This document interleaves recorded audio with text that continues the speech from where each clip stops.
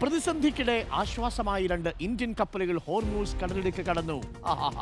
അല്പം ആശ്വാസം. ശിവാലിക്, നന്ദാദേവി LNG കപ്പലുകളാണ് ഇപ്പോൾ കടന്നിരിക്കുന്നത്. അതേസമയം ഹോർമൂസ് കടലിടുക്കിൽ പുതിയ നയതന്ത്ര യുദ്ധത്തിന് തുടക്കമിടുകയാണ് ഇറാൻ. സൗഹൃദ രാജ്യങ്ങളുടെ മാത്രം കപ്പലുകൾ കടത്തിവിടാനാണ് തീരുമാനം. ഇന്ത്യക്ക് പുറമെ ചൈന, റഷ്യ, തുർക്കി തുടങ്ങിയ രാജ്യങ്ങളുടെ കപ്പലുകളാണ് ഹോർമൂസ് കടന്നിരിക്കുന്നത്. അമേരിക്കയെ പ്രതിരോധത്തിലാക്കി ചൈനീസ് യെൻ വിനിമയത്തിനുപയോഗിക്കുന്ന കപ്പലുകൾ കടത്തിവിടാനും നീക്കമുണ്ട്. ഇസ്രയേൽ, അമേരിക്ക രാജ്യങ്ങളുടെ നയതന്ത്രജ്ഞരെ പുറത്താക്കിയാൽ കപ്പലുകൾ കടത്തിവിടാമെന്ന് ഇറാൻ സൈന്യം വ്യക്തമാക്കിയിരുന്നു.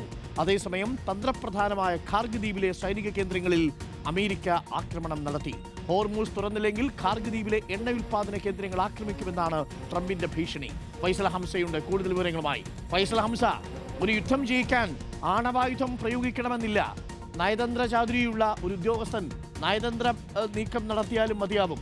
യഥാർത്ഥത്തിൽ ഹോർമൂസ് കടലിടുക്കിനെ വെച്ച് ഇറാൻ ഇപ്പോൾ നടത്തിക്കൊണ്ടിരിക്കുന്നത് കൃത്യമായി പറഞ്ഞാൽ ഒരു ഡിപ്ലോമാറ്റിക് വാറാണ്, നയതന്ത്ര യുദ്ധം. അതിൽ ഇന്ത്യയെ കടത്തിവിട്ടിരിക്കുന്നു, തുർക്കിയെ കടത്തിവിട്ടിരിക്കുന്നു, ചൈനയെ കടത്തിവിട്ടിരിക്കുന്നു, റഷ്യയെ കടത്തിവിട്ടിരിക്കുന്നു. മാത്രമല്ല ചില പ്രധാനപ്പെട്ട നിർദ്ദേശങ്ങളും മുന്നോട്ട് വെച്ചിരിക്കുന്നു. ഇതിനെ മറികടക്കുക അമേരിക്കയ്ക്കും ഇസ്രായേലിനും അല്പം ബുദ്ധിമുട്ടാവും. ഇറാൻ തുടങ്ങിവെച്ച ഈ നയതന്ത്ര യുദ്ധത്തിന്റെ ആഫ്റ്റർ ഇഫക്റ്റ് എന്താണ്? നമുക്ക് പോസിറ്റീവാണല്ലോ അല്ലേ Faisal? Good morning. Good morning doctor Arunkumar. യുദ്ധം 2 ആഴ്ച പിന്നിടുമ്പോൾ അതിൻ്റെ മുഴുവൻ ചർച്ചകളും ഹോർമൂസ് കടലിടുക്കിലേക്ക് എത്തിക്കാൻ ഇറാന് സാധിച്ചിരിക്കുന്നു എന്നുള്ളതാണ് അവരുടെ ഈ യുദ്ധത്തിലെ ഏറ്റവും തന്ത്രപ്രധാനമായ വിജയം. ഇത് വിലയിരുത്തുന്നതിലും ഇത് മുൻകൂട്ടി കാണുന്നതിലും അമേരിക്ക പരാജയപ്പെട്ടു എന്നുള്ളത് പറയുന്നത് CNN അടക്കമുള്ള അമേരിക്കൻ മാധ്യമങ്ങൾ തന്നെയാണ് എന്നുള്ളതാണ് ഏറ്റവും പ്രധാനം. ഇതിൽ നയതന്ത്രത്തിലൂടെ ഈ പ്രശ്നത്തിൽ അമേരിക്കയെ കൂടുതൽ സമ്മർദ്ദത്തിലാക്കുക എന്നുള്ള ഒരു തന്ത്രമാണ് ഇപ്പോൾ ഇറാൻ പയറ്റിക്കൊണ്ടിരിക്കുന്നത്. നമുക്ക് ഈ ഹോർമൂസ് കടലിടുക്ക് അടച്ചതിന് ശേഷം 4 രാജ്യങ്ങളുടെ കപ്പലുകൾ മാത്രമാണ് കടലിടുക്ക് കടക്കാൻ സാധിച്ചിട്ടുള്ളത്. അതിലൊന്ന് ഇന്ത്യയാണ്, മറ്റൊന്ന് തുർക്കിയാണ്. സ്വാഭാവികമായും റഷ്യയും ചൈനയും ഇറാന്റെ ഏറ്റവും അടുത്ത സുഹൃത്തുക്കളാണ്. ഈ 4 രാജ്യങ്ങൾക്കേ സാധിച്ചിട്ടുള്ളൂ. മറ്റേതെങ്കിലും രാജ്യത്തെ കടത്തിവിടണമെങ്കിൽ ഇറാൻ ചില നിർദ്ദേശങ്ങൾ വെച്ചിട്ടുണ്ട്. അതിലേറ്റവും സുപ്രധാനം അമേരിക്കൻ ഡോളറിന് പകരം ചൈനീസ് യെന്നിൽ വിനിമയം നടത്തുന്ന, വ്യാപാരം നടത്തുന്ന കപ്പലുകളെ കടത്തിവിടാൻ തയ്യാറാണ് എന്ന് ഇറാൻ അറിയിച്ചതായാണ് ഏറ്റവും പ്രധാനമായിട്ടുള്ളത്.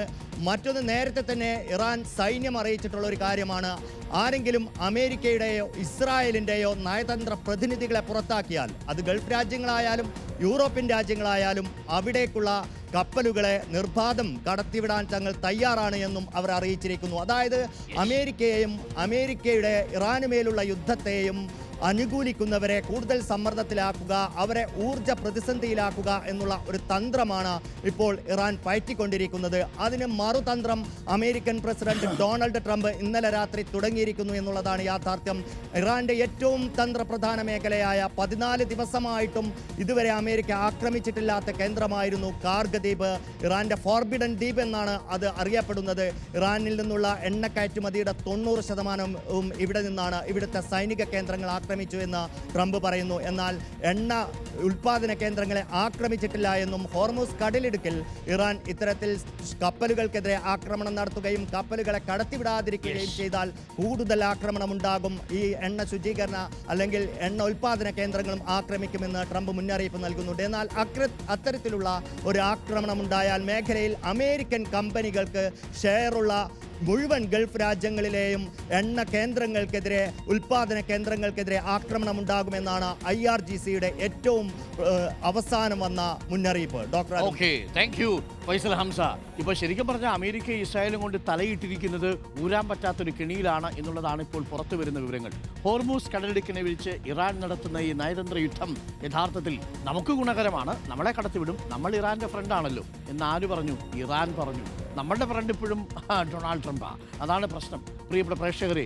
എന്നിട്ടും ഇറാന് വേണ്ടിയിട്ട് അമേരിക്കയും ഇസ്രായേലിനെയും നമ്മൾ ഒരു വാക്കുകൊണ്ടെങ്കിലും അപലപിച്ചു. ഇതുവരെയും നമ്മുടെ രാജ്യം അമേരിക്കയും ഇസ്രായേലിനെയും അപലപിച്ചിട്ടില്ല. ഇറാൻ നടത്തുന്ന ആക്രമണങ്ങളെ നമ്മൾ അപലപിച്ചിട്ടുണ്ട്, അത് ഇറാൻ അവസാനിപ്പിക്കണമെന്ന് പറഞ്ഞിട്ടുണ്ട്. എന്നാൽ ഇറാനെ ഏകപക്ഷീയമായി ആക്രമിച്ച അവിടുത്തെ പരമോന്നത നേതാവ് അയത്തുള്ള അലി ഖമൈനിയെ കൊലപ്പെടുത്തിയതല്ലേ ഈ പ്രതിസന്ധിക്ക് കാരണമായത്? എന്നിട്ട് നമ്മൾ അമേരിക്കയും ഇസ്രായേലിനെയും കുറ്റപ്പെടുത്തിയിട്ടില്ലെന്ന് മാത്രമല്ല ഒരു വാചകം പോലും നമ്മൾ പറഞ്ഞിട്ടില്ല. എന്നിട്ട് നമുക്കിപ്പോഴും മൈ ഫ്രണ്ട് ഇപ്പോഴും അദ്ദേഹമാണ്. ആര്? Donald Trump. എന്നിട്ട് പാചകവാതകത്തിൻ്റെ ദൗർലഭ്യം നേരിട്ടപ്പോൾ നമുക്ക് വിളിക്കാൻ പറ്റിയത് ആരെയാ? ഇറാൻ്റെ വിദേശകാര്യമന്ത്രി. ഇതാണ് വാസ്തവം. എന്നിട്ടും ഇറാൻ എന്താണ് പറഞ്ഞത്?